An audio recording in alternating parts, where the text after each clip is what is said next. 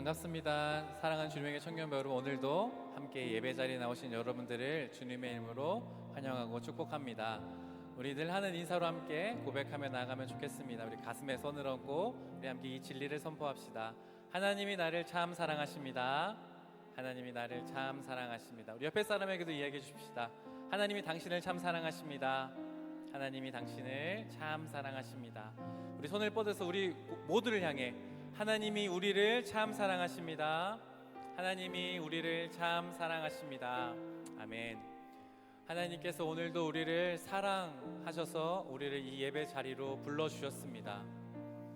하나님께서 오늘 이 예배 자리로 부르셨을 때 우리의 어떠함, 우리의 어떤 능력이나 우리의 모습 때문이 아니라 하나님의 은혜로, 하나님의 사랑으로 우리를 불러주신 줄 믿습니다.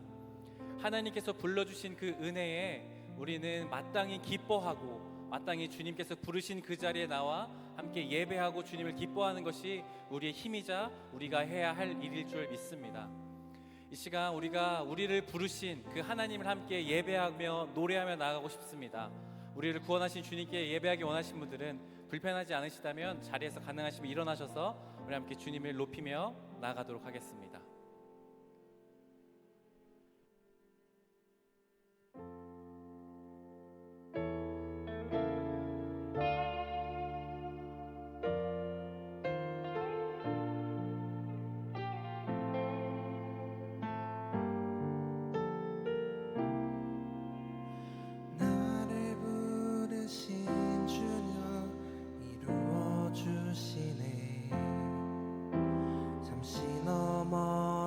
넘어지더라도 붙잡아 주시네. 나의 걸어가는 길 늘 동행하시네. 혼자라 생각했던 삶 늘 함께 하셨네. 나 찬양해 언제나 어디서나 부르신 그 뜻대로 나를 지으신 주의 뜻대로 나 찬양해 영원토록 노래하네. 나를 부르신 대로 주를 찬양하며 살아가리라.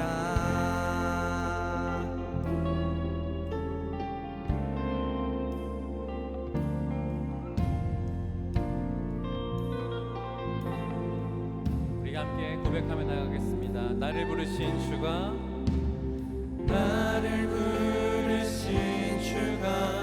이루어 주시네. 잠시 넘어지더라도 붙잡아 주시네. 나의 걸어가는 길 늘 동행하시네. 혼자라 생각했던 삶 늘 함께 한 번 더. 나를 부르신 주가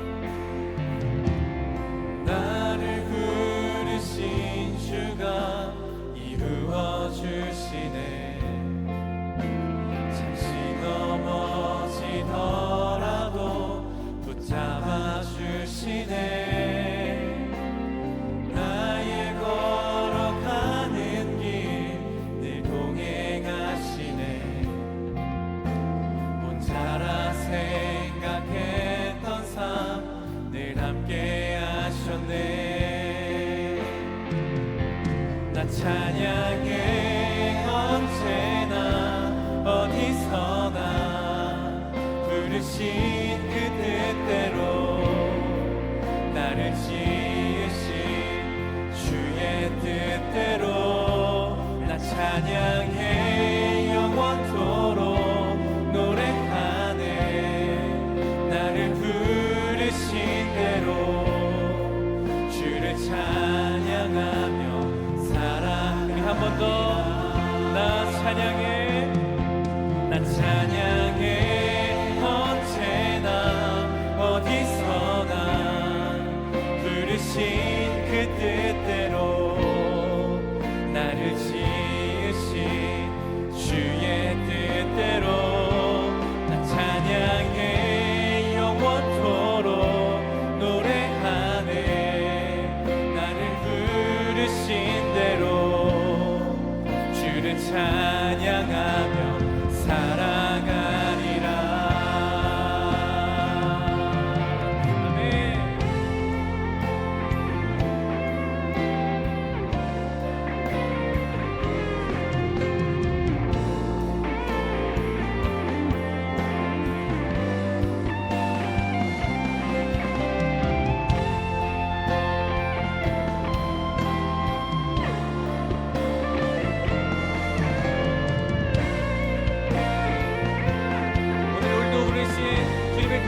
함께 고백하겠습니다. 나 찬양해, 나 찬양해. 언제나 어디서나 부르신 그 뜻대로 나를 지으신 주의 뜻대로 나 찬양해. 영원토록 노래하네. 나를 부르신 대로 주를 찬양하며 살아. 한 번 더 나 찬양해. 언제나 어디서나 부르신 그 뜻대로 나를 지으신 주의 뜻대로 나 찬양해. 영원토록 노래하네. 나를 부르신 대로 주를 찬양하며 살아가리라. 나 찬양해, 나 찬양해. 언제나 어디서나 부르신 그 뜻대로 나를 지으신 주의 뜻대로 나 찬양해. 영원토록 노래하네. 나를 부르신 대로 주를 찬양하며 살아가리라.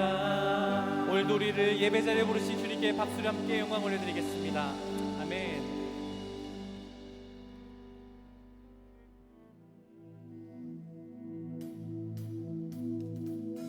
시간 함께 박수 치며 우리 주님을 높이며 나가도록 하겠습니다.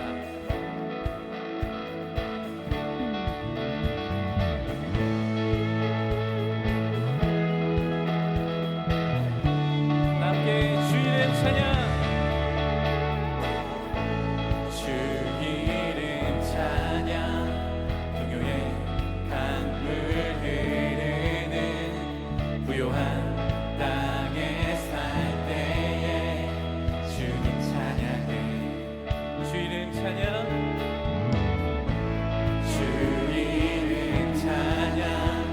거칠은 광야와 같은 인생길 걸어갈 때도 주님 찬양해. 모든 축복 주신 주님 찬양하리. 어두운 날이 다가와도 난 외치리. 주의 이름을 찬양해. 주의 이름을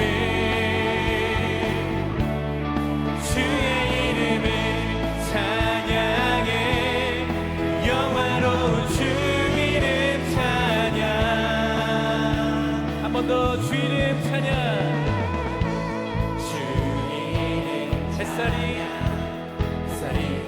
나를 비추고 만물이 새롭게 될 때 주님 찬양해. 한 번 더 주 이름 찬양. 주 이름 가는 길 험할지라도 고통이 나를지라도 주님 찬양해. 아멘. 모든 축복 주신 주님 찬양하리. 어두운 날이 다가와도 난 외치리. 주의 이름을 찬양해.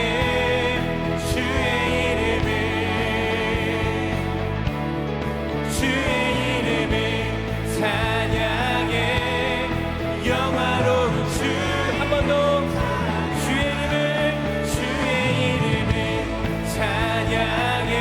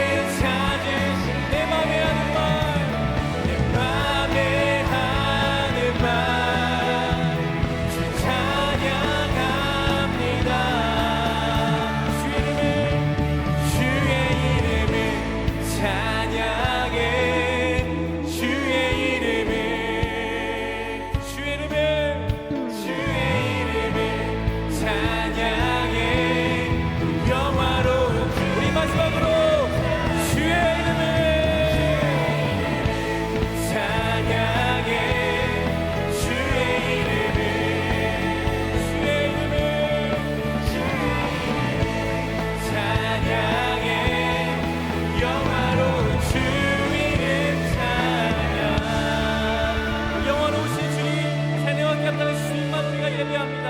아멘.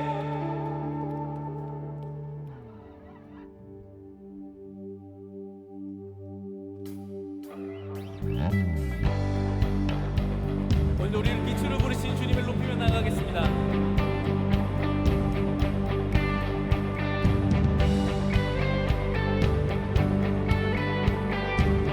함께 주의 선하심과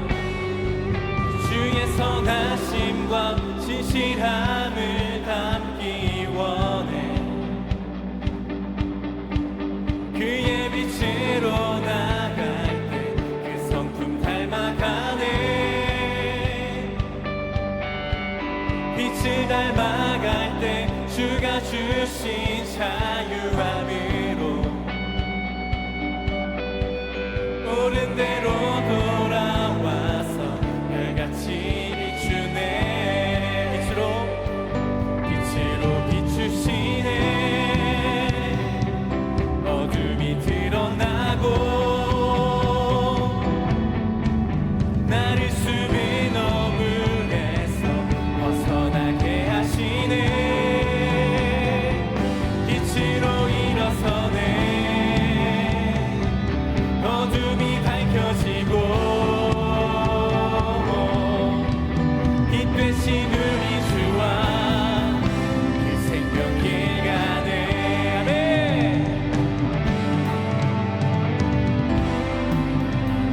한 번 더 주의 선하심과 진실함을 담기 원해.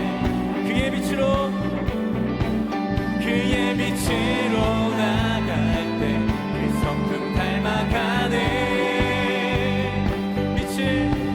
빛을 닮아갈 때 주가 주신 자유함으로 옳은 대로 돌아와서 별같이 비추네. 함께 빛으로 비추시네. 어둠이 드러나고 나를 숨은 어물에서 벗어나게 하시네. 빛으로 일어서네. 어둠이 밝혀지고 빛 되신 우리 주와 그 생명길 가네. 아멘.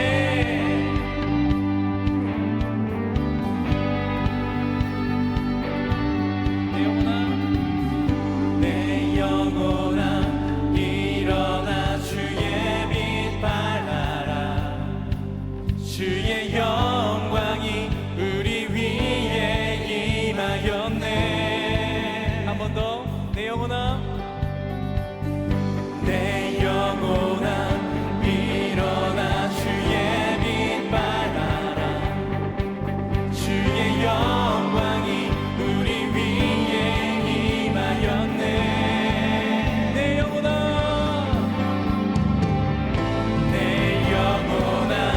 일어나 주의 빛 발하라. 주의 영광이 우리 위에 한 번 더.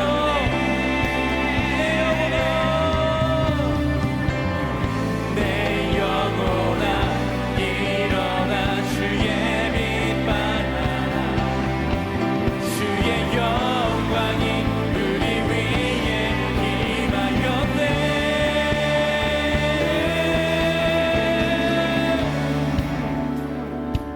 어둠이 드러나고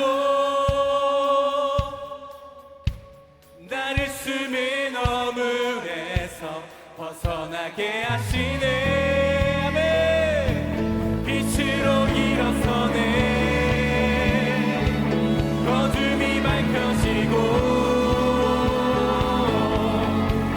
빛 되신 우리 주와 우리 마지막 한 번 더. 빛으로 비추시네. 어둠이 드러나고 나를 숨은 어물에서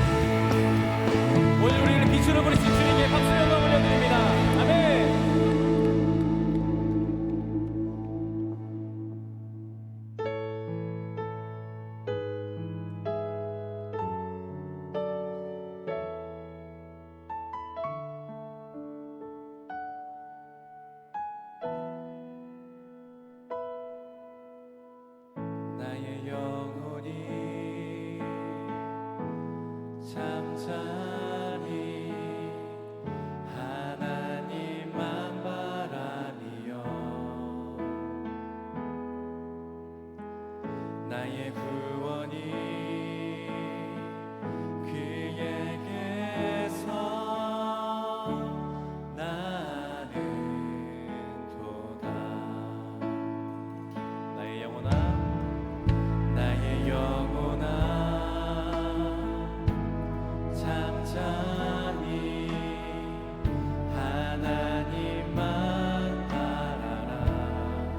나의 소망이 저에게서 나는 도다. 오직 주만이 나의 반석 나의 구원이시니 오직 주만이 나의 산성 내가 요동치 아니하리.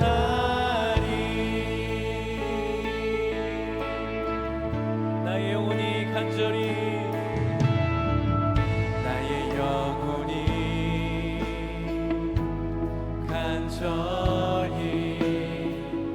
여호와를 갈망하며 나의 입술이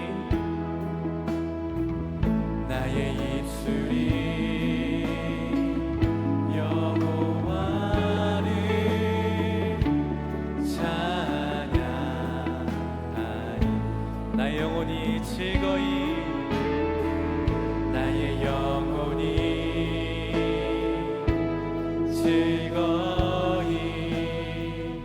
여호와를 따르리니 나의 평생에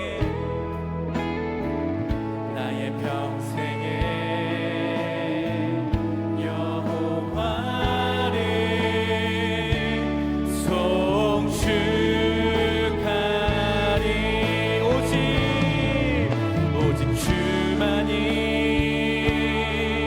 나의 반석 나의 구원이시니 오직 주만이 나의 산성 내가 요동치 아니. 한 번 더 오직 주만이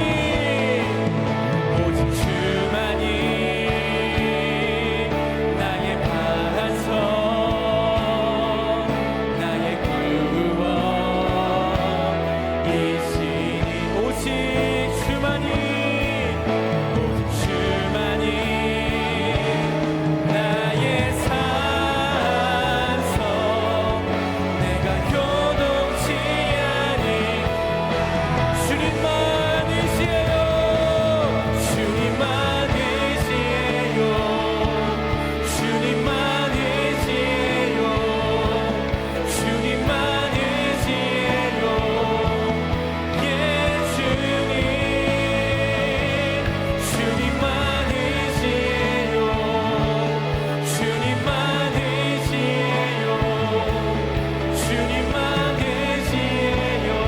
우리 한 번 더 주님만이시에요.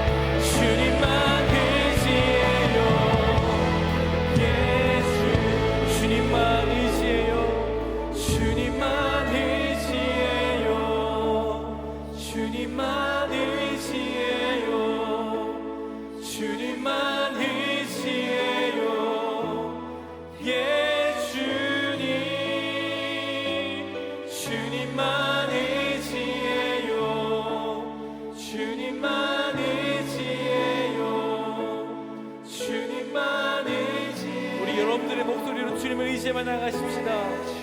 주님만 의지해요. 주님만 의지해요. 주님만 의지해요. 주님만 의지해요. 예 주님. 주님만 의지해요. 주님만 의지해요. 주님만 의지해요. 예 주님. 이 시간 한 번 더 기도로 하나님께 나가십시다. 하나님, 이 시간 우리가 여기에서 주님이 부르신 이 예배 자리에서 주님을 의지한다 고백합니다. 우리가 우리 공동체 한 목소리가 하나 되어 주님만을 의지한다고 이 시간 고백합니다. 하나님, 우리가 주님만 의지할 수밖에 없사오니 하나님, 우리의 힘과 능력이 아니라 오직 주님께서 주시는 이 시간 능력으로 이 시간 주님만을 예배하기 원하오니 하나님, 정말로 우리에게 말씀하여 주십시오. 하나님, 우리에게 깨닫게 하여 주십시오. 주의 성령으로 이 시간 임재하셔서 하나님만 우리가 경험하고 주님만을 힘있게 의지할 때 주님께서 주시는 새로운 힘으로 우리가 살아갈 수 있는 힘을 얻게 해달라고 이 시간 다시 한번 기도하며 주님께 나아가도록 하겠습니다. 함께 기도합시다. 하나님, 이 시간 주님만을 의지합니다. 하나님, 주님만을 의지합니다. 우리가 한 목소리로 하나 되어 주님만을 의지하며 나아갑니다. 주님, 우리 하나 되어 주님, 우리 공동체의 목소리를 주님 들으시고 하나님께서 주님께서 주시는 능력으로 이 시간 살아갈 수 있는 힘과 능력을 더하여 주시옵소서. 하나님, 우리가 주님만을 의지할 수밖에 없습니다. 우리의 힘과 능력이 아니라 주님만 의지할 수밖에 없는 사람들입니다. 우리의 힘과 능력이 부족하고 연약함을 고백하오니 주님, 우리에게 힘과 능력을 더하여 주시옵소서. 이 말씀을 더하여 주시옵소서. 하나님, 우리가 주님만을 찬양하고 나아가는 시간이 시간입니다. 성령의 은혜를 인자하여 주시고 주장하여 주시옵소서.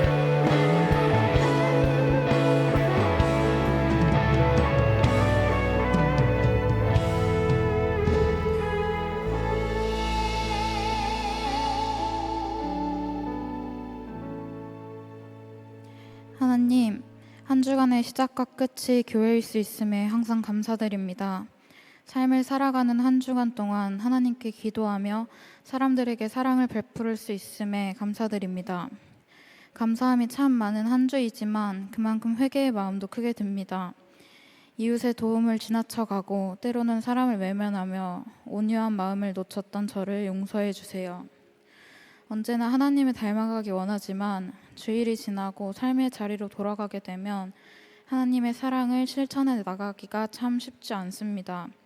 희망을 말하기보다 실망을 되뇌이고 가치를 생각하기보다 유익을 계산하게 됩니다.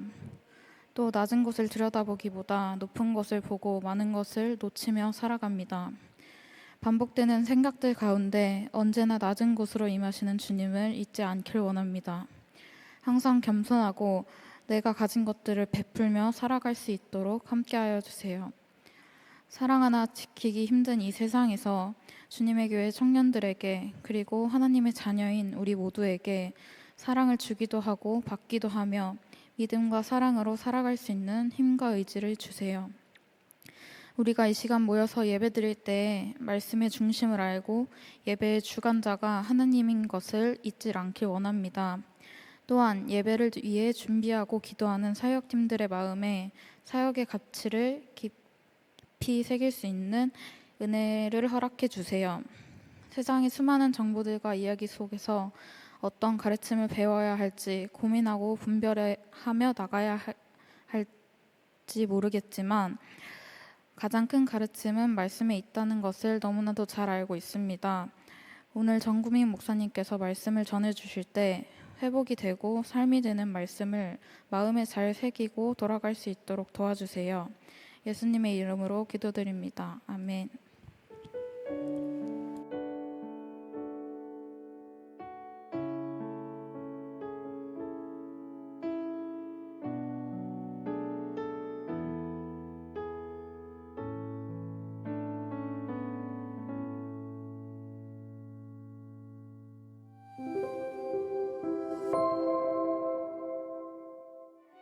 (9월 17일) 청년부 광고 안내드립니다.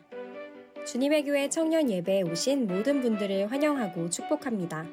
새가족 등록은 예배 전후 3층 로비 새가족 데스크에서 가능합니다. 26기 최윤수 형제가 새가족 수료를 했습니다. 청년부와 함께하게 된 형제님을 진심으로 환영합니다. 청년부 전체 임원회의가 9월 24일 주일 오후 5시 30분에 1층 제3집회실에서 열립니다. 참석 대상은 임원단, 코셀리더, 셀리더, 사역팀장, 사역팀 회계입니다. 차이지 말고 차세요 안내드립니다. 9월 24일 주일 오후 6시부터 8시까지 잠실 유수지 체육시설에서 진행됩니다. 대상은 청년부 누구나이며 신청 및 문의는 26기 황준환 형제님께 해주세요. 큐티책 주님과 함께 10월호 배부 안내드립니다. 현장 배부는 9월 17일 오늘부터 9월 24일 주일까지 청년부 예배 전후 3층 로비에서 수령하실 수 있습니다. 우편 신청은 이충만 목사님께 해주세요. 찬양팀원 모집 안내드립니다. 청년부 찬양팀에서 건반으로 함께 섬기실 분을 모집합니다. 관련 문의는 이충만 목사님께 해주세요. 비전일 리더들을 위한 펀딩 비펀 안내드립니다. 비전일 리더들의 사역 시 비용적 부담을 완화하기 위한 목적으로 운영되며 후원 계좌를 통해 자율적으로 후원해 주시면 됩니다. 관련 문의는 김장관 코셀 리더님께 해주시고 후원 계좌는 주보를 참고해 주세요. 여기까지 9월 17일 청년부 광고였습니다. 선선한 바람이 불어오는 때 하나님과 공동체를 향한 마음의 여유도 넉넉해지는 계절 되기를 소망합니다. 사랑하고 축복합니다. 감사합니다.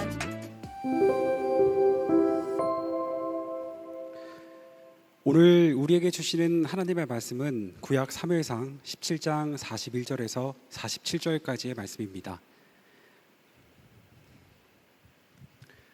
이제 거룩하신 하나님의 말씀을 봉독할 때에 모두 자리에서 일어나 합독하시겠습니다. 블레셋 사람이 방패든 사람을 앞세우고 다윗에게로 점점 가까이 나아가리라. 그 블레셋 사람이 둘러보다가 다윗을 보고 업신여기니 이는 그가 젊고 붉고 용모가 아름다움이라. 블레셋 사람이 다윗에게 이르되 내가 나로 개로 여기고 막대기를 가지고 내게 나아갔느냐 하고 그의 신들의 이름으로 다윗을 저주하고 그 블레셋 사람이 또 다윗에게 이르되 내게로 오라. 내가 내 살을 공중의 새들과 들 짐승들에게 주리라 하는지라. 다윗이 블레셋 사람에게 이르되 너는 칼과 창과 단창 내게 나아오거니와 나는 만군의 여호와의 이름 곧 내가 모욕하는 이스라엘 군대의 하나님의 이름으로 내게 나아가노라. 오늘 여호와께서 너를 내 손에 넘기시리니 내가 너를 쳐서 내 목을 베고 블레셋 군대의 시체를 오늘 공중의 새와 땅의 들짐승에게 주어 온 땅으로 이스라엘의 하나님이 계신 줄 알게 하겠고 또 여호와의 구원하심이 칼과 창에 있지 아니함을 이 무리에게 알게 하리라. 전쟁은 여호와께 속한 것인즉 그가 너희를 우리 손에 넘기시리라. 이제 전국인 목사님 나오셔서 나는 그리스도인이다 라는 제아의 말씀을 전해주실 때 하나님의 말씀을 깊이 경청하시는 시간 되시길 바랍니다.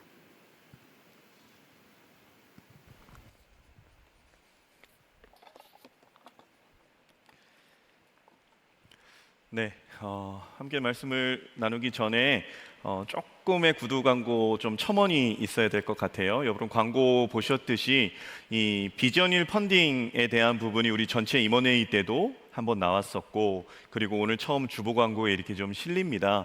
이게 어떤 부분이냐면 이 주님의 교회 청년부의 드림힐과 조이힐, 이제 말 그대로 비전일로 말하면 형, 누나, 언니, 오빠들이에요. 미리 이제 직장 생활로 이제 하고 있고 통장도 좀 꽉 차 있고 그렇죠? 그러는 가운데서 우리 비전일 동생들이 전체 힐별 모임을 하거나 아니면은 좀 이렇게 리더들이 1대1, 1대1 이렇게 신방을 하는 부분에 있어서 저희 교회가 예산을 지원하는 게 제한선이 있습니다. 또 지원해 주시면 너무나 감사한데 그런데 이제 좀 오버되는 경우들이 있어요. 이런 부분에서 선배들이 동생들 좀 밥 사준다라는 개념이에요.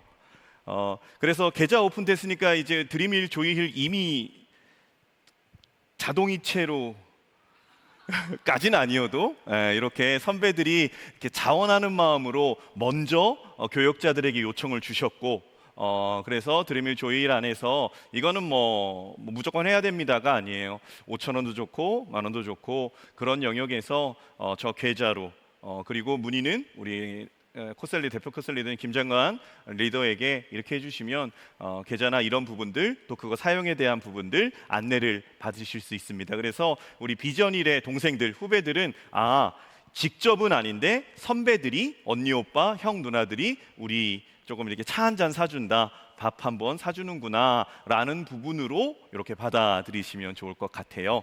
자, 이렇게 하나 하고 두 번째가 주보에 보시면 이제 9월 10월 계획이 이렇게 나와 있습니다. 오른쪽 밑으로 총회 일정이 나와 있어요. 총회 10월 8일 1차 총회를 하고요. 15일 날 이제 피선거권을 가진 대표 후보자들이 인사를 하고 22일에 2차 총회를 해서 우리 1차 총회, 2차 총회라는 것은 임원단을 선출하는 겁니다. 24년도.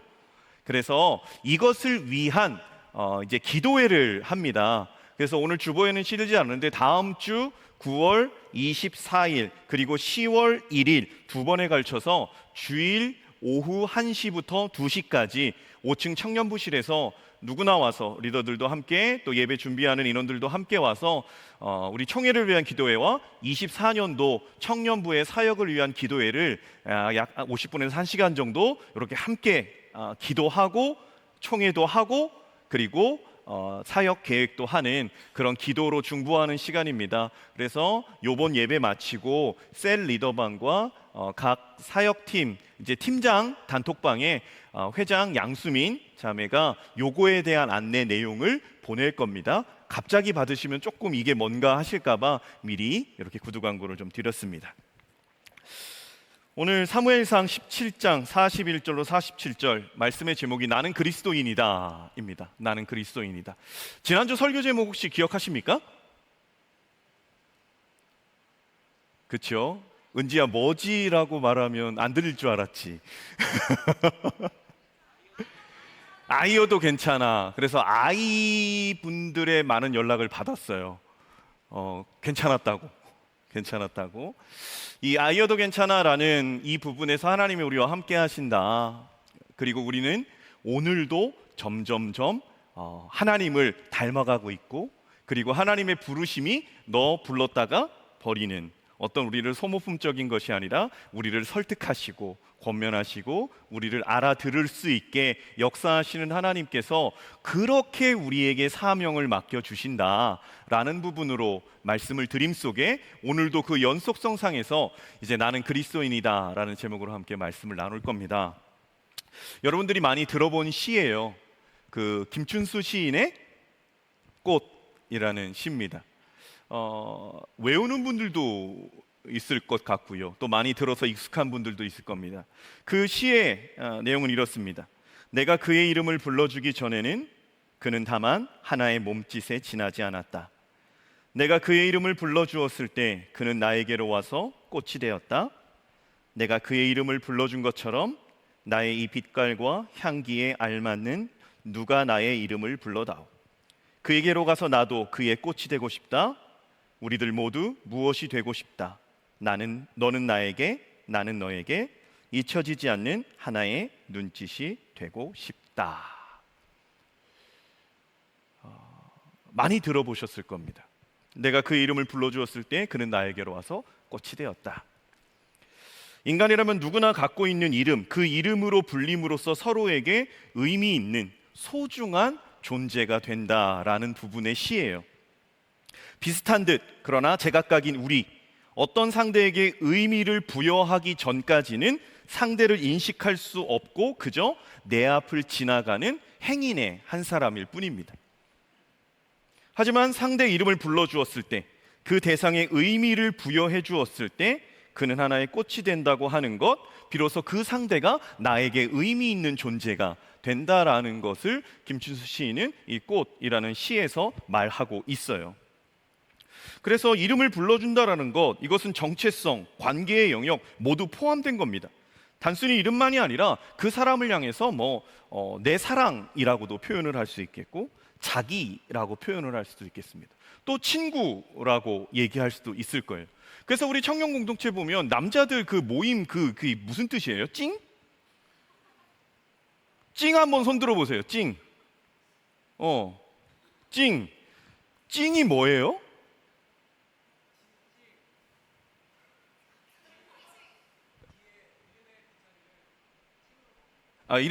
그래서 뭐 호진찡 몰라요. 하여간 뭔지 모르겠어요. 근데 서로 찡이라고 하면서 뭔가 같은 그룹. 찡. 뭐 인범찡이야? 범찡. 저랑은 상관없어요. 저랑은 상관없는데 이런 거예요. 무엇인가 그 사람에 대해서 표현을 하면서 그 표현을 하는 것 자체가 이제 우리 그룹이다라는 관계의 영역 안에 들어오는 거. 누구를 향해 자기라고 말하고 내 사랑이라고 말하는 거. 또 누구를 향해 친구라고 말하는 거. 우리로 말하면 내 팀원이라고 말하는 것. 내 셀원. 그리고 우리 공동체로 말하면 우리 청년 공동체라고 말하는 것. 주님의 교회 청년부라고 말하는 그 부름 자체도 하나의 정체성과 그리고 그 관계의 영역 안에 들어오는 말이다라는 거죠. 지난주 예배 기도자가 김홍준이었어요. 김홍준이었는데 기도는 당연히 하나님께 드리는 거죠. 근데 지난주 이 기도에 제가 참 감동을 했습니다. 지난주 기도 한 15초 되는데 그거 한번 잠깐 보도록 할까요? 되길 소망합니다. 우리 오늘 정구민 목사님께서 다시 한 번만 돌려주세요. 요거 주제로 되길 소망합니다. 우리 오늘 정구민 목사님께서 요겁니다. 예, 꺼주셔도 돼요. 괜찮아를 주제로 이제 홍준이가 조금 이제 오늘 우리에게 말씀을 전해주시는 정구민 목사님 뭐 이렇게 기도를 하려다가 우리 정구민이라고 했는데 이게 그냥 제 귀에 탁 박혀서 한 주간 홍준이가 나를 이렇게 생각하고 있었구나. 우리 정구민이라고 생각하고 있었구나. 여러분 이거 사전 협의된 거예요. 얘기한다라는 거 영상도 하고. 그러니까 우스갯소리로 이렇게 얘기를 했지만 나를 생각하는 누구 그 사람이 내 이름을 불러준다라는 거. 그리고 그 사람과 나와의 관계성의 정체성을 알리는 어떠한 우리라는 단어 아니면 내 사랑이라는 단어, 친구라는 단어, 셀이라는 단어, 우리라는 단어를 표현해 줄 때 그 자체가 내 안에 그 사람과 연결된 의미가 부여해진다라는 거죠. 의미가. 같은 맥락에서 신앙의 영역으로 가져올 때도 이렇게 생각해 볼 수 있습니다. 하나님께서 지금 나를 무엇이라 부를까? 당연히 내 이름을 아시는 하나님께서 나를 어떠한 정구민, 내 정구민, 어떠한 부분으로 나를 불러주실까? 반대로 나는 하나님을 어떤 하나님으로 부르고 있는가? 그냥 하나님 그 자체로도 너무 귀하죠. 감사하죠. 하나님 아버지라고 부를 때 이 아버지에 담긴 하나님이 아버지시다라는 부분, 주인이신 하나님, 여러 부분으로 하나님을 부를 수 있을 거예요. 그러한 영역에서 나는 하나님을 어떻게 부르고 있는가? 성경에는 하나님께서 믿는 자들을 표현하는 많은 단어들이 있습니다. 하나님의 자녀, 아들, 딸, 자녀라고도 표현하고요. 어느 때는 하나님의 군대라고도 표현을 해요. 그리고 나의 사람, 그리고 나의 사랑, 그리고 나의 친구라고도 하십니다. 그리고 보배롭고 존귀한 자다라고, 내 어여쁜 자다, 내 사랑하는 자다. 하나님께서 믿는 자들을 여러 부분으로 의미를 부여하셔서 표현하셔요. 그게 하나님이 우리를 향한 하나님의 부르심입니다. 좀 더 나아가 나를 위와 같이 불러주시는 하나님 앞에서 나는 어떤 존재로 하나님을 부르면서 살아가는가? 하나님 앞에서 어떤 정체성을 가지고 살아가는가? 오늘 설교 제목이 다시 한번 말씀드리지만 나는 그리스도인이다. 나는 그리스도인이다. 너무나 당연한 말이에요. 우리는 오늘 그리스도인이기에 이 자리에 나와 있습니다. 누누이 강조하죠. 어디 갔다가 오기도 애매하고 끝나고 가기도 애매한 주일 2시 반. 이 시간에 여기 있다라는 것. 그리스도인이기 때문에 가능한 일의 한 부분입니다. 너무나 잘 알고 있고 그리고 어디서든 나 그리스도인이야, 나 교회 다녀, 나 믿는 사람이야 라고 말하는 우리들. 그러는 가운데서 오늘 본문 사무엘상의 다윗 이야기를 통해 이 설교 속에서 나는 그리스도인이다 라는 부분에 담겨 있는 그 의미, 그 무게감을 조금 살펴보려고 합니다. 다윗이 살고 있던 그 시대의 이스라엘, 유다 나라지요. 한 나라예요. 다윗은 그 유다 지역의 베들레헴 에브라시라는 동네에서 살고 있는 사람입니다. 그의 아버지는 2세이고요. 다윗은 8 형제 중에 막내로 성경은 기록하고 있어요. 그런데 이 다윗 시대뿐만 아니라 이 이스라엘, 유다 그들이 살아가는 모든 삶의 현장에서 우리나라와 같이 우리도 중국 이 북쪽에 대한 부분, 그리고 일본 이 남쪽에 대한 부분에서 우리나라도 참 수많은 전쟁의 아픔을 겪고 또 외세의 침략을 받은 나라잖아요. 우리나라에 비할 그 부분보다 더 큰 이스라엘 자체는 정말 소국 작지요. 작은 땅덩어리인데 전쟁이 끊이지 않는 나라였습니다. 전쟁이 끊이지 않는. 그 가운데서 이스라엘, 이 유다 주변에 이스라엘보다 강한 많은 나라들, 엄청나게 침략하고 공격했던 그들 중에서 특별히 더 유난히 강조되는 나라가 있었는데 그게 블레셋이라는 나라예요. 오늘 본문에서 이 블레셋이 이스라엘을 쳐들어옵니다. 전쟁이 시작되고 전쟁을 유발했어요. 근데 우리가 성경적인 시각에서 이 전쟁이라는 것을 어떤 의미로 봐야 되는가?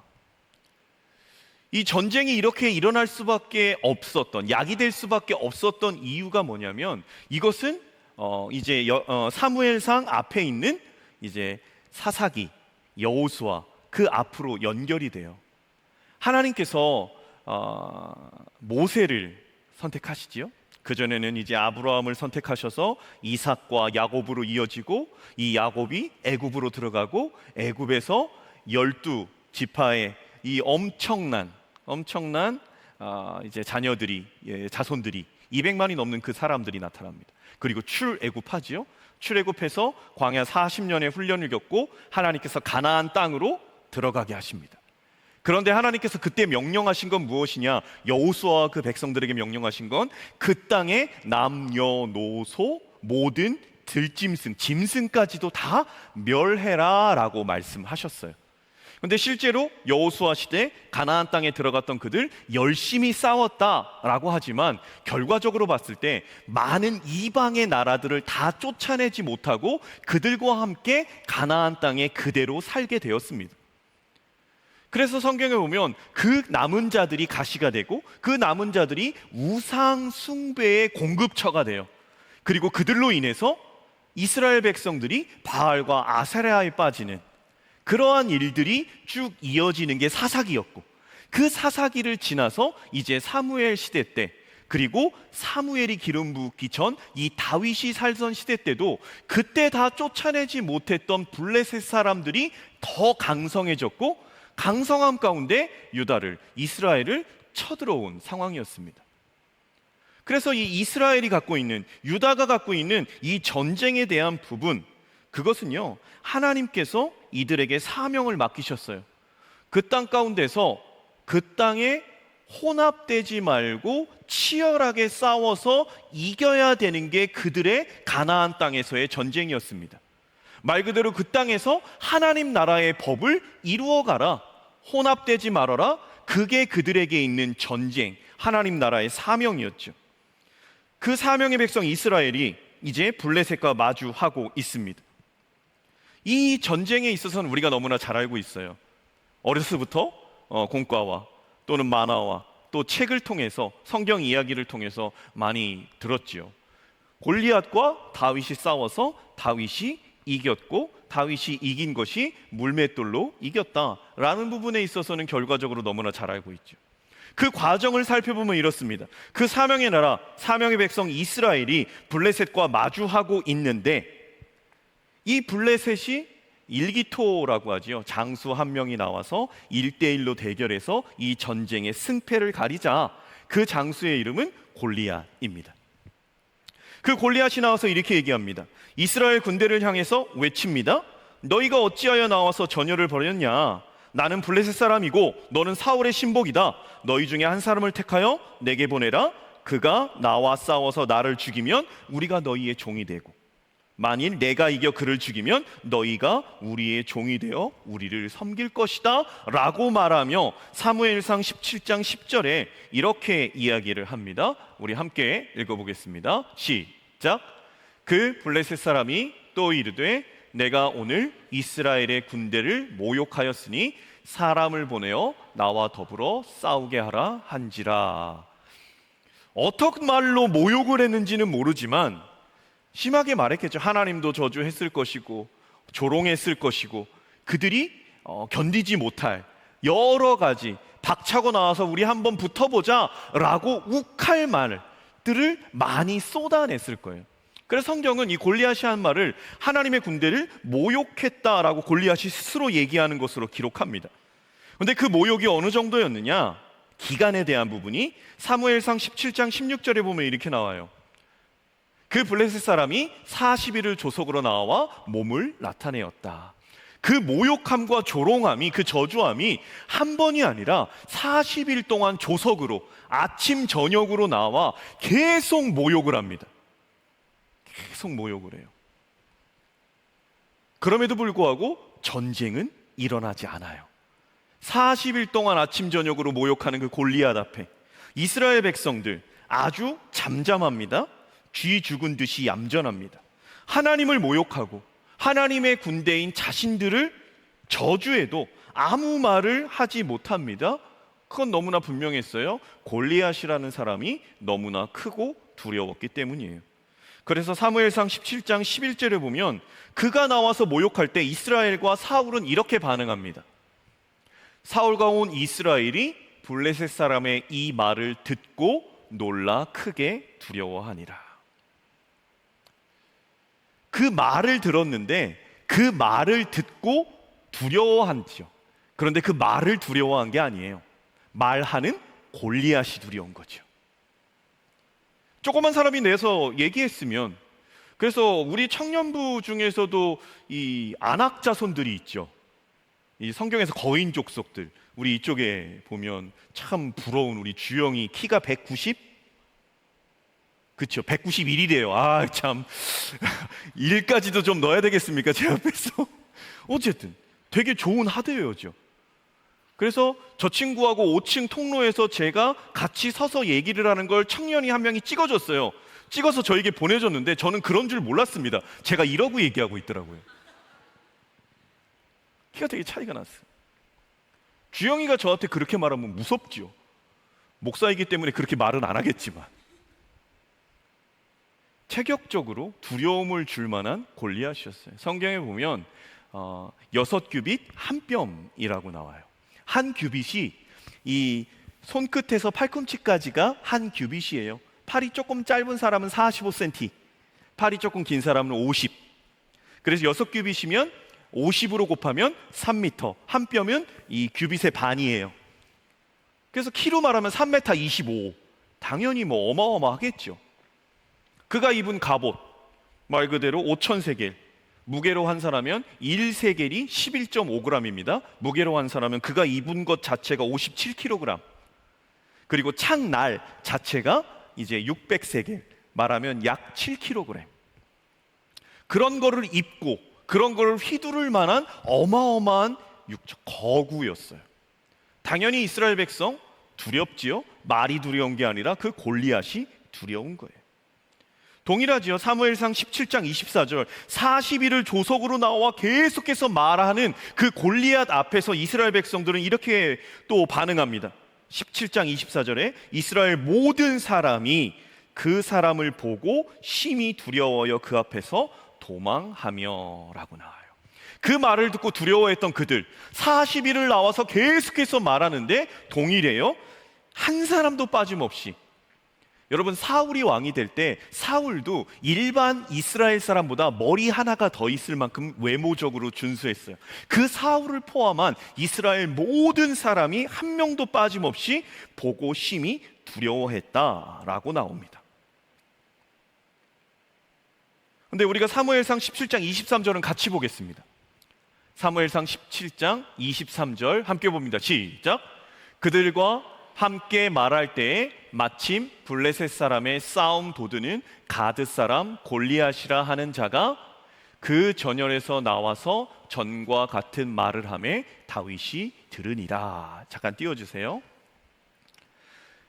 그 전장에 형들의 안부를 궁금해하는 아버지의 심부름으로 막내 다윗이 이제 바리바리 먹을 거 싸들고 이렇게 옵니다. 그런데 다윗에게, 그렇게 싸들고 왔던 다윗에게 골리앗이 나와서 하는 말이 들렸다라는 거예요. 이스라엘 전체 군대와 사울 왕을 포함한 모든 사람들이 골리앗의 말을 들었을 때 그들의 반응은 동일했어요. 두려워 도망갔어요. 그런데 그 말이 동일하게 다윗에게도 들렸어요. 근데 우리는 알고 있어요. 다윗에게 이게 들렸을 때 다윗이 했던 고백은 이겁니다. 저 할례받지 못한 이방인이 어찌 살아계신 하나님의 군대를 모욕하느냐? 내가 나가서 저를 쳐부숴야겠다라고 다윗이 얘기합니다. 그리고 실제로 다윗이 나아가서 너는 칼과 창과 단창으로 내게 오거니와 나는 만군의 여호와의 이름으로 내게 가노라. 전쟁은 하나님께 속한 거야 라고 말하며 골리앗을 향해 달려나가는 다윗의 모습을 볼 수 있어요.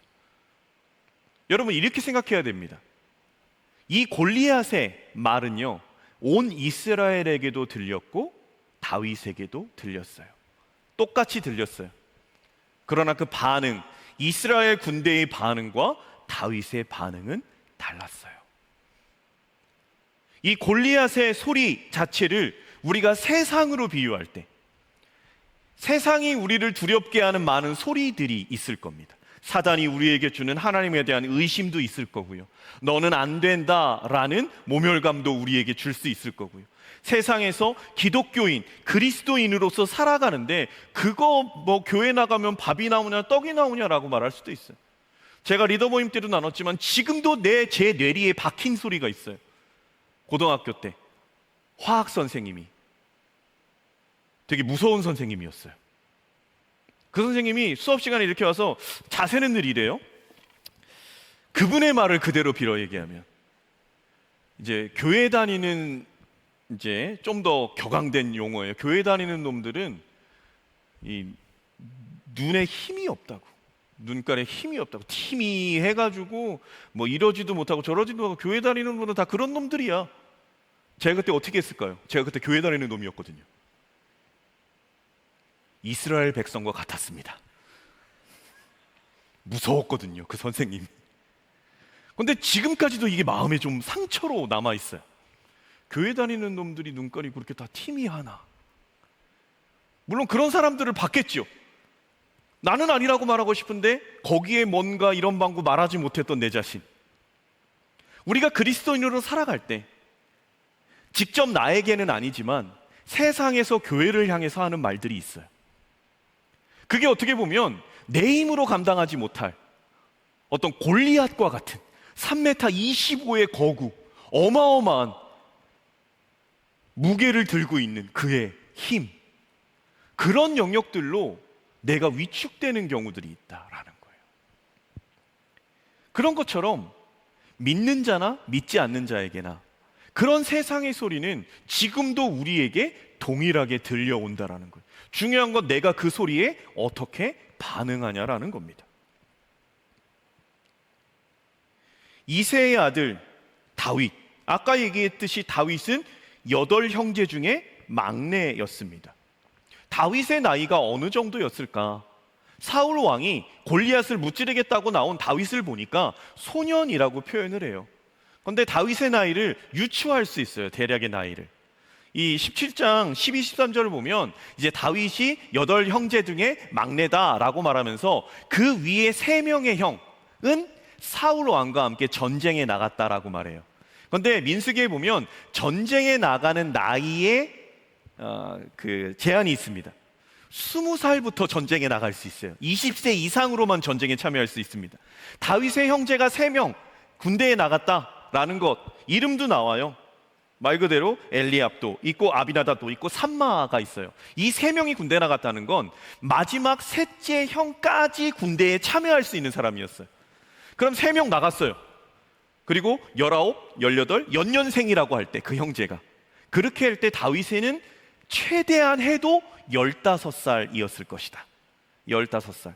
15살이 형들의 안부를 물으려는 아버지의 심부름으로 전쟁터에 나갔고 하나님의 군대를 모욕하는 골리앗의 소리를 들었을 때 그를 향해서 얘기하는 겁니다. 곰과 사자의 입에서도 나를 지키셨던 하나님은 저 하나님의 군대를 모욕하는 골리앗도 나에게 붙이실 것이다. 그리고 골리앗이 나아갔을 때에도 네가 나를 조롱하느냐, 막대기를 갖고 나왔느냐, 붉고 용모가 아름답다. 다시 말해 어리다, 소년이다라는 표현이죠. 그럼에도 불구하고 다윗은 나아가는 모습, 똑같은 소리를 들었을 때 그의 반응은 너무나 달랐다라는 겁니다. 세상 속에서 나 자신이 누구인지를 드러내야 되는 때가 있어요. 나 자신이 누구인지를. 그러한 세상의 소리가 들렸을 때 우리는 약 3가지 정도로 좀 이렇게 나눌 수 있을 거예요. 그게 어떠한 의미인지 전혀 모르고 살아갈 수 있어요. 골리앗이 하나님의 군대를 조롱하는 그 소리가, 세상의 그리스도인을 조롱하는 소리가 내 안에 전혀 걸리지 않을 수가 있다고요. 뭐 괜찮은 거 아니야? 그렇게 살아가는 사람이 있을 수도 있고요. 또 내 안에 걸려. 그건 아닌데? 그런데 두려움 때문에 모른 척하고 살아갈 수도 있어요. 그리고 그 소리가 내 안에 들려요. 그랬을 때 맞서서 아니다라고 얘기하며 나아갈 수도 있어요. 여러분들은 어떻습니까? 저마다 하나님의 말씀, 교회, 신앙, 믿음, 이러한 하나님 자체에 대한 신앙의 모든 영역에 있어서 세상이 비판하고 조롱할 때, 근데 물론 우리가 세습이나 성 문제나 배임과 횡령이나 교회 안의 지도자들이 잘못 살아가는 그런 영역들에 있어서 교회가 잘못됐다라고 하는 비판은 우리가 들어야 되죠. 그리고 그것을 그렇게 하지 않기 위해 우리도 노력하고 자정작용을 해야 돼요. 무조건 교회를 비판한다고 잘못된 거다라고 말할 수는 없겠죠. 그럼에도 불구하고 내가 예수 그리스도를 믿고 살아가고 하나님을 믿는 존재로 살아갈 때 무조건적인 비판으로 나오는 세상의 시각에 있어서 하나님이 사랑이신데 그 사랑에 대한 부분을 부정하고 나오는 시각에 있어서, 물론 내가 그렇게 살지 못하는 부분에 있어서 연약함도 있지만 그럼에도 그러한 상황, 그러한 말에 대해서 나는 어떤 부분으로 반응하고 있느냐라는 거예요. 청년 한 명을 만났어요. 얘기를 했습니다. 이제 간호사로 인턴십을 하고 있는 청년이에요. 이제 처음 간호사가 되니까 서약도 하고 그리고 아픈 환자들을 돌보는 부분에 있어서 당연히 사명감이 있기에 그 길을 간 거죠. 환자들을 돌본다라는. 그래서 같이 들어간 사람들 중에서 이제 서로 좀 얘기를 하면서 기독교인이다, 그리스도인이다 라고 하는 사람들끼리 모여 얘기도 하고 같이 밥도 먹으면서 우리가 그리스도인으로서 이 간호사의 직을 잘 감당하기 위해서 환자들에게 어떻게 해야 될까? 그리스도인으로서, 기독교 간호사로서 어떻게 해야 될까 막 고민하고 얘기하고, 그런데 실제로 현장에 투입돼 보니까 그런 고민을 할 수 없을 만큼 너무나 바쁘더라는 거예요. 너무나 바쁘더라는 거예요. 그래서 같이 모여서 얘기할 때 이거예요. 우리가 환자에게 갈 때, 뭐 커튼을 열고 들어갈 때 꼭 이제 들어가기 전에 그 환자 이름하고 이렇게 기도하고 들어가자라고 마음을 먹는데, 그런 게 이렇게 현장에서 지켜지지 않는 것을 보면서 참 자신도 힘들고 어려웠다라는 거예요. 또 그렇게 약속한 걸 지키지 못하는, 그래서 기도하지 못하고 그냥 똑같이 살아가는 자신을 보면서 참 마음이 어려웠다는 겁니다. 그래서 그 사람이 결단한 얘기를 하더라고요. 결단한 게 뭐냐면 십자가 목걸이를 샀대요. 그래서 간호사복 위에 그걸 이렇게 맸대요. 왜냐하면 다른 사람이 날 봤을 때 저 사람이 십자가 목걸이를 하고 있구나, 기독교인이구나 라고 하는 그 시각을 자신에게 두어서 자신이 기독교인, 그리스도인으로서 간호사의 역할을 하는데 조금 더 하나님의 뜻, 그 생명을 더 사랑하고 기도하고 이런 부분에 어떤 안전장치, 나를 그렇게 거기에 메어두는 거예요. 그 시각 자체를. 그러면서 얘기를 하더라고요. 생각을 해봤어요. 이 청년이 그렇게 십자가 목걸이를 하고 병동을 다니고 환자를 만날 때 스스로 조금 더 말이나 행동에 있어서 조금 더 그리스도인으로서 이 역할을 하기에 몸부림치는 하나의 과정, 하나의 좋은 통로. 그런데 참 쉽지는 않겠다. 쉽지는 않겠다. 이런 거죠. 저도 그런 주의인데 이 교회 봉고차에 주님의 교회 이거 붙이는 게 좋아요? 안 붙이는 게 좋아요? 주님의 교회 딱 붙이는 거. 저도 제가 나중에 목회를 할 때 안 붙이고 싶어요. 뭐 숨기고 싶은 게 아니라 의도하지 않게 뭔가 피해를 줄 수도 있거든요. 아무리 안전운전을 해도. 그랬을 때 혹 교회 다니는 차가 저러는 거 나쁘네. 교회에 대한 잘못된 인식을 줄까 봐. 근데 반대적인 생각도 있어요. 붙여놨을 때 더 안전하게 하기 위해서 노력하지 않을까라는 생각도 합니다. 여러분들은 어떻습니까? 여러분들의 삶을 살아가는 직장, 학교, 가정, 모든 사람들과의 관계에 있어서 그냥 그 사람이 내가 그리스도인임을 모르기를 원합니까? 아니면 뭐 특별히 얘기하지 않고 그런 교류조차를 하지 않는 것이 미덕이라고 생각을 합니까? 조금 개인적인 거니까 묻기도 좀 그렇고, 개인적인 거니까 나도 그거를 말하기도 그렇고, 뭐 알면 아는 거고 모르면 모르는 거고. 여러분은 어떻습니까? 골리앗이라는 이 이스라엘 군대를 모욕한다라는 이 세상의 엄청난 힘, 흐름, 믿음이 되수냐라고, 그리고 세상에서 그리스도인으로 살아간다라는 것이 얼마나 어려운 건지. 관점에 따라 다르겠지만 어떤 누군가는 그리스도인으로 살아가기 너무 쉬운 것 아닙니까?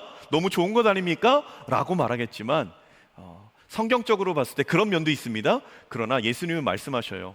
나를 따르는 자 나와 함께 고난을 받으라고. 너희를 미워하는 건 너희를 미워하는 게 아니라 나를 미워하는 거라고. 예수님을 따르는 사람이 고난이 올 수밖에 없어요. 왜? 세상이 미워하기 때문이에요. 사단이 미워하기 때문이에요.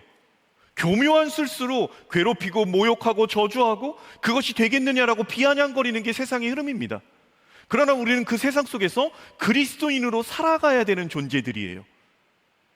하나님은 여러분들을 그렇게 이름 지어 부르셨어요. 내 아들, 딸이라고, 나의 군대라고, 내 사랑이라고, 내 존귀한 자라고 부르셨어요. 나는 거기에 어떻게 반응하고 살아가느냐. 세상을 살아가면서 교회에 대한, 신앙에 대한 비판의 말을 들을 때, 너나 잘하세요라는 말을 들을 때 우리는 어떤 부분으로 나아가야 되는가?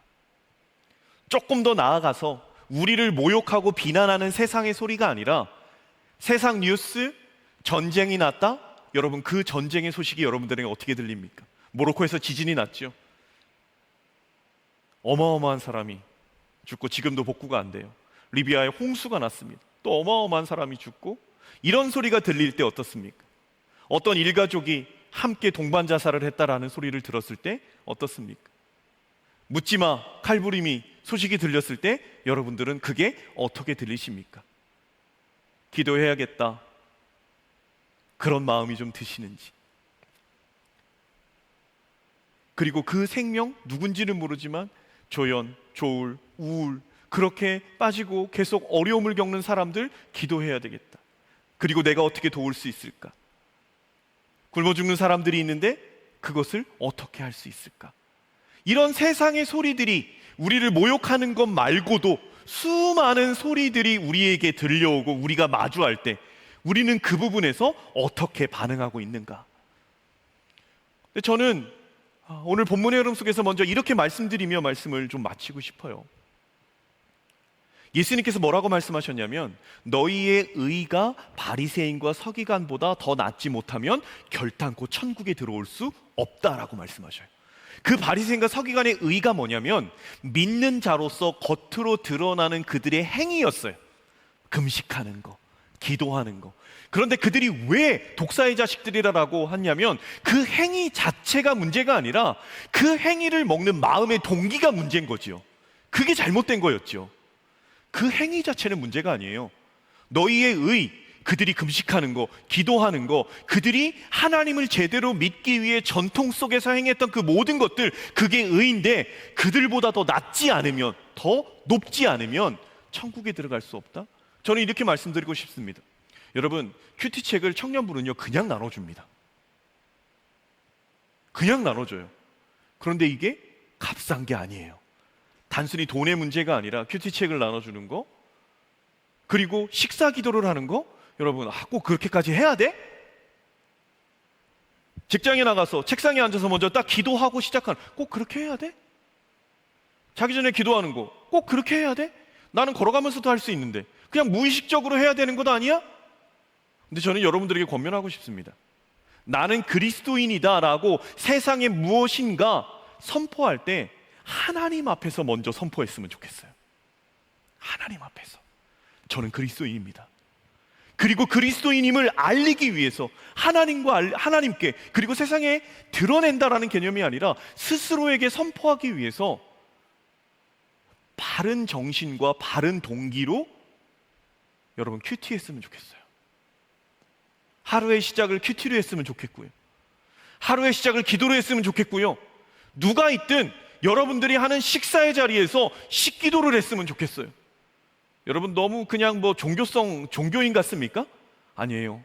하나님께서 주신 음식에 감사하는, 진정으로 감사하는 나의 삶, 그리고 하루에 생명을 주신 하나님 앞에 정말 감사하는 하루의 삶의 시작의 기도, 그리고 내가 말씀대로 살겠노나라는 하루의 묵상, 큐티. 그래서 하나님 앞에 내가 그리스도인입니다, 하나님 제 그리스도인으로 살아가겠습니다 라는 이 고백, 말씀을 마무리합니다. 고린도후서 3장 3절의 말씀입니다. 우리가 함께 읽겠습니다. 함께 봅니다. 시작.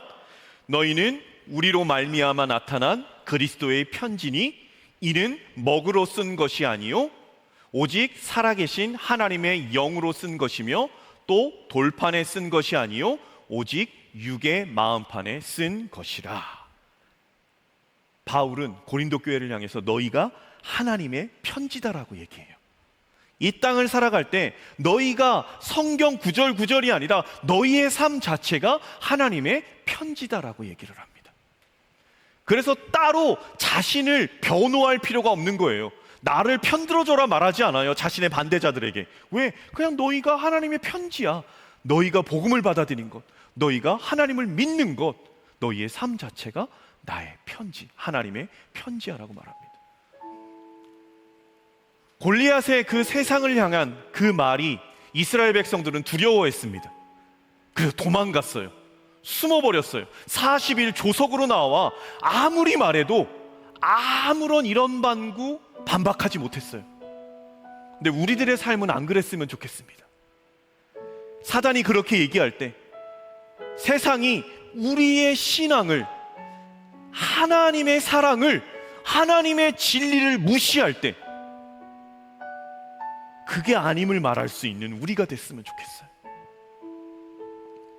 그래서 우리의 삶이 하나님의 편지가 되고 하나님의 향기가 되고, 나와 함께 하시는 하나님, 나는 그리스도인입니다 라고 말하며 바리새인과 서기관이 지켰던 순수한 하나님의 전통, 그리고 우리 교회에서 강조하는 큐티와 기도와 묵상들, 그것을 일상에서 실천해가며 그 세상의 소리에 두려워함이 아닌 하나님의 말씀으로 넉넉히 다윗과 같이 전쟁은 하나님께 속한 것이다라고 말하는 여러분들의 삶이 되기를 예수 그리스도의 이름으로 축복합니다. 여러분, 이 시간 다 함께 자리에서 일어나서 우리 함께 좀 찬양하며 나아갑시다.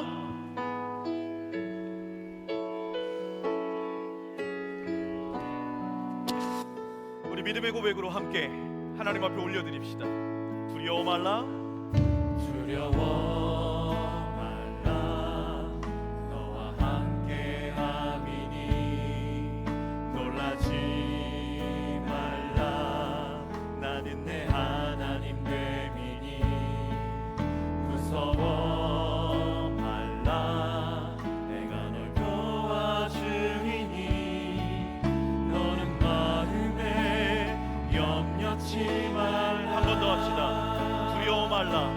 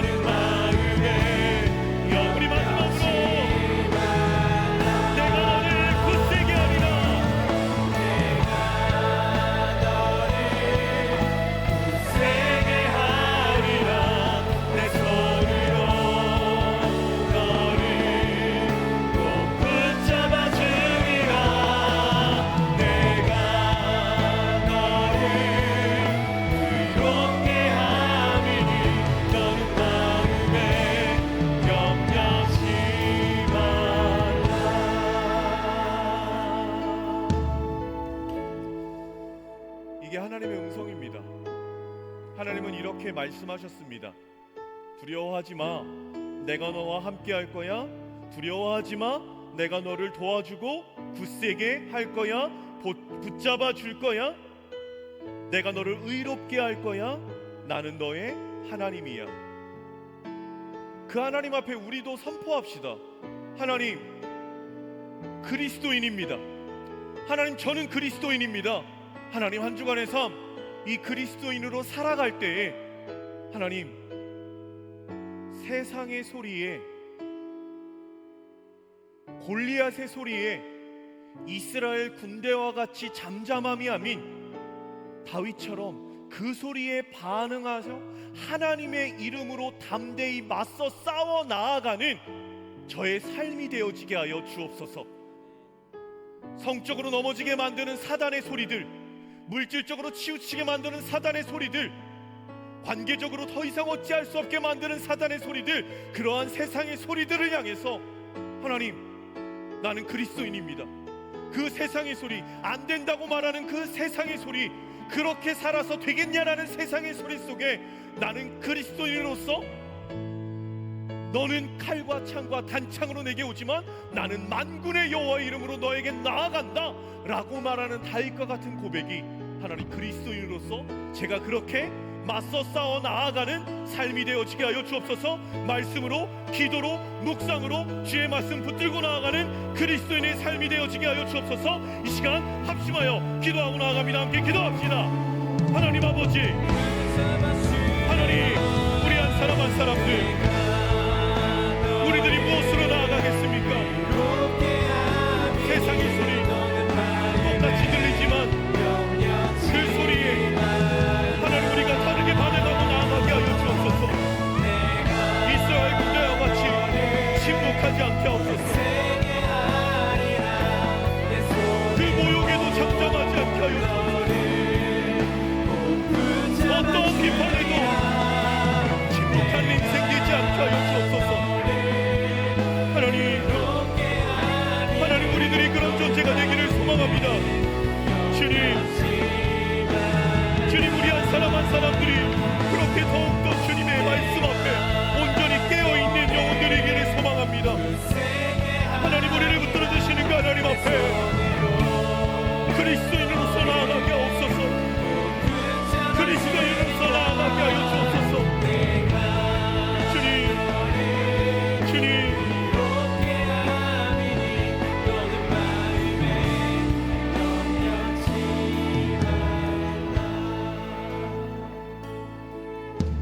하나님 아버지, 세상은 예수님을 비판하고 정죄하고 십자가에 못 박기까지 했던 그 세상의 흐름은 예수 그리스도를 따르는 우리들에게도 동일하게 나타나는 줄 압니다. 예수 믿는 것이 평안과 기쁨과 감사의 영역도 있지만 예수님의 말씀 그대로 나와 함께 고난을 받으라 말씀하셨고 그 고난의 과정 속에 하나님 나라를 이루어가라 말씀하셨습니다. 우리를 친구로, 사랑하는 자로, 존귀한 자로, 자녀로, 군대로 불러주시며 그것을 이루기에 생명까지도 내어주신 예수 그리스도의 사랑을 본받아 우리도 그 사랑에 반응하게 하여 주옵소서. 세상이 믿는 자를, 그리고 나의 신앙생활을, 나의 하나님에 대한 사랑을 비난하고 조롱하고 안 된다라고 폭언할 때 하나님, 그것에 대해서 이스라엘 군대처럼 아무 말을 하지 않고 그 자리에 침묵하는 인생이 아니라 말씀과 기도로 무장되어 하나님의 능력과 하나님의 사랑과 하나님의 진리가 생명임을 세상을 향해 선포하고 나아가는 그리스도인이 되어지게 하여 주옵소서. 한 주간의 삶에 여러 세상의 소리가 들릴 때 듣고 지나치는 것, 듣고 무시하는 것, 아예 들리지 않는 인생이 아니라 듣고 그것에 반응하는 것이 맞서 싸워 전쟁으로 나와 함께 하시는 하나님을 온전히 붙들고 그리스도인으로서 치열하게 죄와 사단의 공격에서 싸워 나아가는 우리들 되어지게 하여 주옵소서. 하나님, 오늘도 정한 예물을 아버지 앞에 드렸사오니 쓰이는 곳마다 하나님 나라가 확장되어지게 하시고 그리스도의 군대로서, 하나님의 군대로서 하나님을 붙잡고 승리하는 그곳에 사용되어지는 귀한 예물 되어지게 하여 주옵소서. 이제는 우리 주 예수 그리스도의 크신 은혜와 하나님 아버지의 사랑하심과 성령 하나님의 교통하심, 충만하심, 하나님의 마음에 깊으신 곳까지 통달하심의 역사가 그리스도인으로서 한 주간의 삶, 세상을 향하여 선포하며 예수 그리스도의 십자가를 지고 온전히 나아가기로 결단하는 한 사람 한 사람 머리 위에와 모든 삶의 발걸음 위에 이제로부터 영원까지 함께 하옵시기를 간절히 축원하옵나이다. 아멘.